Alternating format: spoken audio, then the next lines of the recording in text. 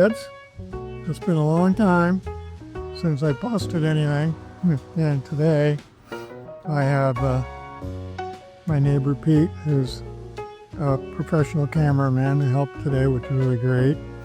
And Karene's going to come pick this thing up tomorrow. So this is my last chance to take a little video of it and kind of show you what it's about.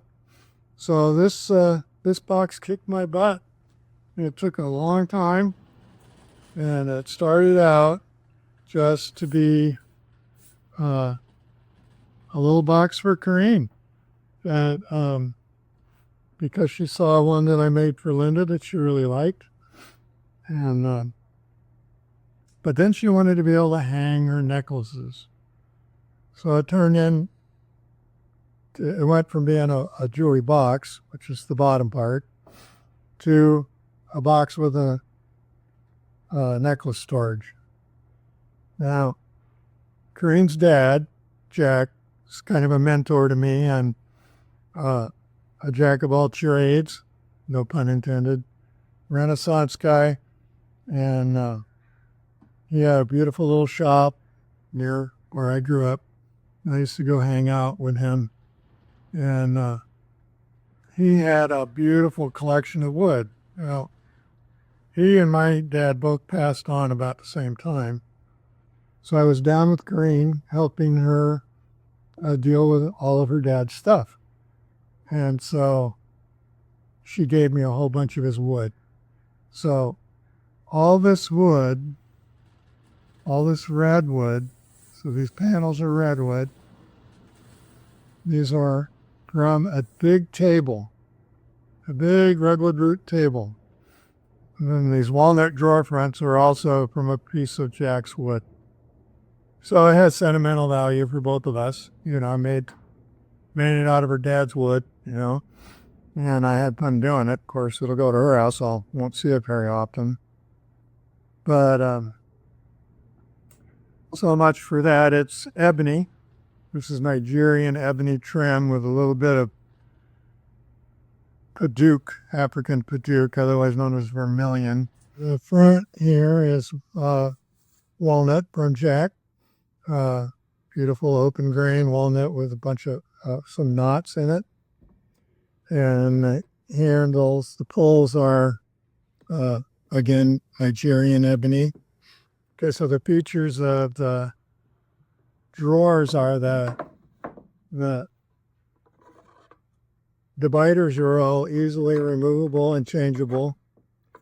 It's got this removable ring tray in the bottom drawer, and it had to be deep because she's got a couple of bracelets that need the depth.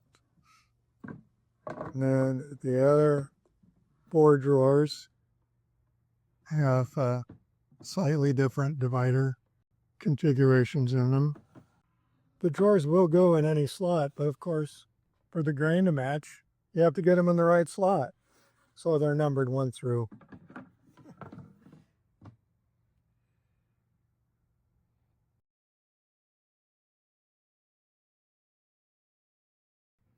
Up here, we have the necklace storage, just these hooks up here, a magnet catch for the doors, and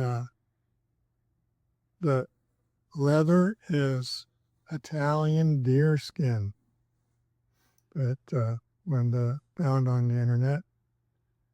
And we also wanted to have some earring storage. So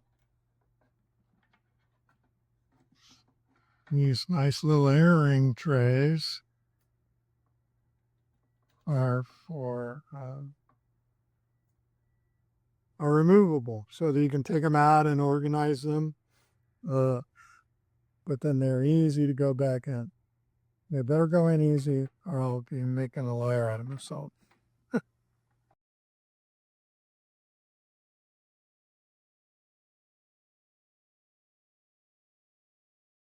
Through the magic of double sticky tape, this plate that holds the hooks is taped in.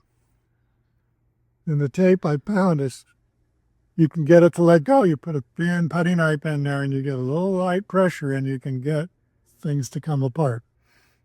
And so if we ever want to change the configuration of the hooks, add some or make it any different, this piece comes right out. And the doors are on loose pin hinges. So the door can come right off if it ever needs to be out of the way. And these, are we there? So this is some live edge that was part of this large table that we cut all of this redwood out of.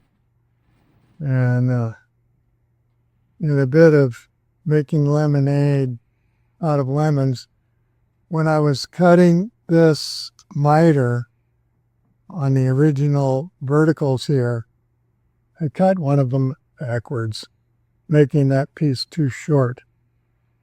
And I was digging around trying to find a material that would make it better, make me a piece. And I had to laminate two thinner pieces together.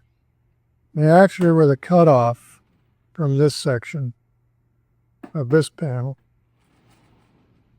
And after I got it together, I noticed that this nice book-matched grain here in this cathedral matched the back. So the same cathedral exists in the back panels, which are also book-matched. Of course, I'm really happy about how that turned out. That's the tour of Karene's jewelry box. And what kind of time did it take you to, how long did it take you to do this? You know, I haven't been feeling well, and so I could only put in a couple hours at a time while I was doing this. So the elapsed time was like 3 months. It was out here dominating the shop for about 3 months. But probably, I don't know, 60 hours maybe. So it took a long time. And the interesting things about redwood is commonly it's soft.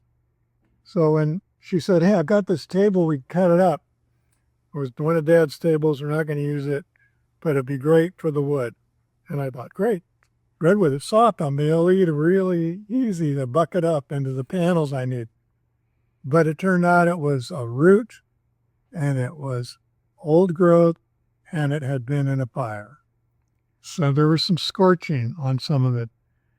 And it is full of pitch, and it turned out to be some of the hardest wood I've ever had to try to cut up into usable panels. So just the prep of the wood to get started took a couple of weeks. But we persevered and got it done. So I hope she likes it. That's a high water mark. Let's be frank. I've done a lot of nice work over my time, but this just kind of became a labor of love, and it's lovely. So we'll all pray she likes it tomorrow. Make sure to like and subscribe.